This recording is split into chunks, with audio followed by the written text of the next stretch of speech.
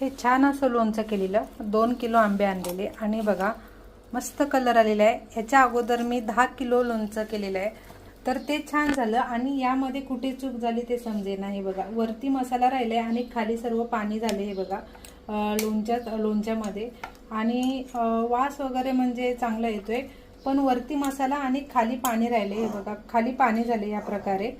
तर 2 किलो आंबे आणलेले 300 रुपयाचे आणि कापण्यासाठी घेतले 40 रुपये, परत मसाला वगैरे घातला ते अलग, म्हणजे एवढं सर्व फुकट गेलं।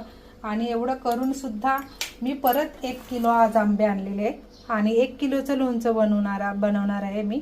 तर हे मला द्यायचे आहे धनश्रीला, तर तिच्यासाठीच मी हे 2 किलोचं केलेलं, पण एवढं सर्व फुकट गेलं। आणि इथे पाणी बघा, इथे खाली पाणी झालंय आणि कलर वगैरे एकदम मस्त आलेला आहे लोणच्याला बघा, पण खाली पाणी सुटलंय। तर आता हे लोणचं मला टाकून द्यायला होणार आहे, तर काय करू।